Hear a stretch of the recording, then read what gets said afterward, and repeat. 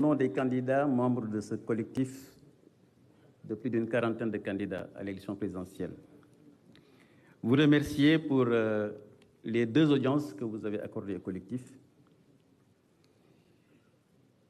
La première audience datée du 25 janvier, après une correspondance que le collectif vous avait adressée publiquement. C'est l'occasion pour moi de dire que ce que le collectif fait, il le fait de manière publique face à la nation.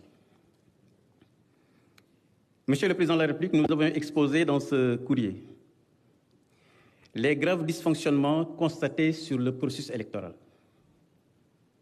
et notamment dans sa phase de contrôle des parrainages. Parce que des fois, Monsieur le Président de la République, nous avons l'impression que nous ne faisons pas référence aux problèmes qui nous ont amenés dans ces difficultés. Nous l'avons exprimé par écrit et nous avons surtout adressé la correspondance au regard de vos prérogatives ès-qualité de clé de voûte des institutions, de président du Conseil supérieur de la magistrature et de garant du bon fonctionnement des institutions de la République.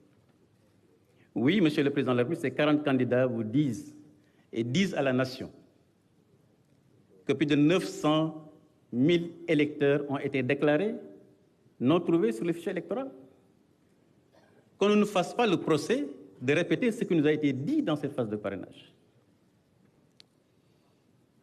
Mais, Monsieur le Président de la République, nous avons aussi exposé toute l'opacité que nous avons constatée sur 2 éléments essentiels du contrôle de parrainage, qui sont notamment le fichier électoral et le logiciel de contrôle des parrainages, sur lesquels les candidats n'avaient aucune visibilité.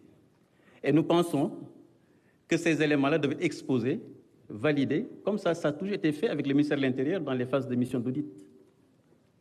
Excellence, Monsieur le Président de la République, nous avons exposé tous les problèmes. Je ne voulais pas y revenir ici, puisque ça va nous faire perdre du temps. Nous avons parlé des clés USB au format illisible.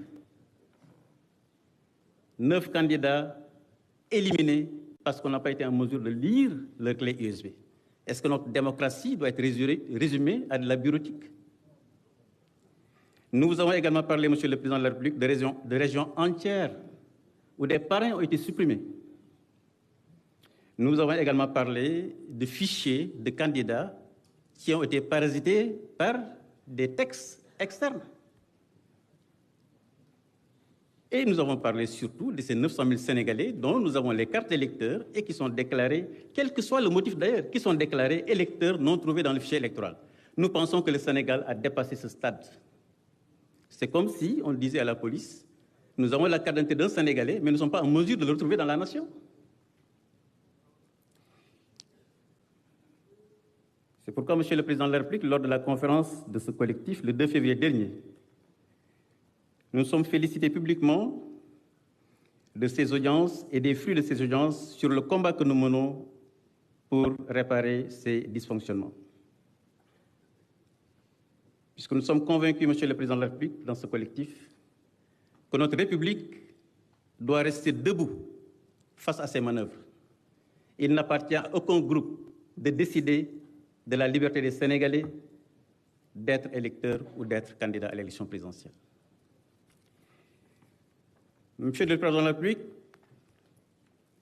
face à ces graves situations qui présageaient d'un chaos électoral de tous les dangers, vous avez pris, oui, la décision courageuse d'abroger le décret convoquant le corps électoral. Nous vous félicitons pour cet acte de courage au péril de votre réputation et au péril de vos intérêts sûrement.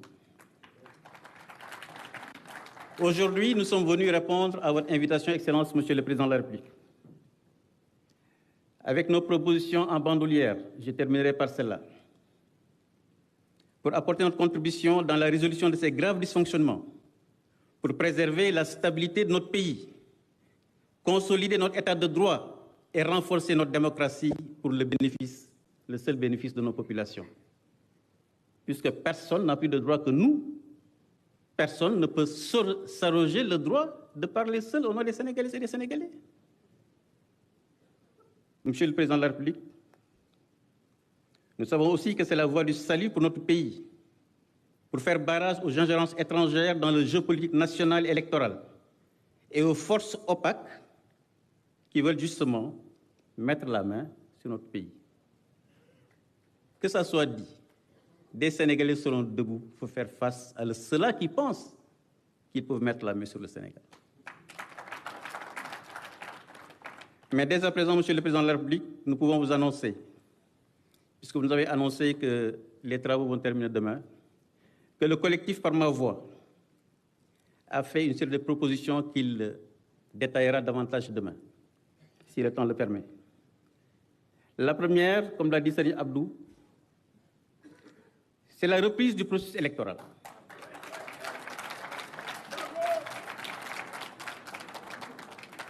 Mais comment pouvons-nous dire que rien ne s'est passé? La reprise électorale nous paraît fondamentale et nous avons simplement dit, Monsieur le Président, nos compatriotes qui, à la prochaine date de l'élection, quelle qu'elle soit, deviennent électeurs à nouveau, que faisons-nous d'eux? Est-ce qu'ils ont le droit d'être dans le fichier électoral, oui ou non? Si c'est le cas, je pense que ça s'appelle la révision de liste électorale, pour que ces Sénégalais, justement, puissent retrouver leur droit constitutionnel d'être électeurs. C'est également les réformes nécessaires sur le système de parrainage. C'est également mettre à disposition le fichier électoral pour que ces 900 000 Sénégalais que nous avons tous identifiés, que nous puissions nous assurer qu'ils sont dans le fichier électoral. C'est également fixer la date de l'élection en respectant les dispositions réglementaires en vigueur. Et en ce qui concerne la date de fin de mandat du président de la République en exercice, nous proposons le respect des dispositions de la Constitution. Je vous remercie.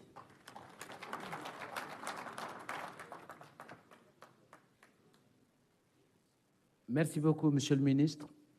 Je voudrais solliciter la grande compréhension de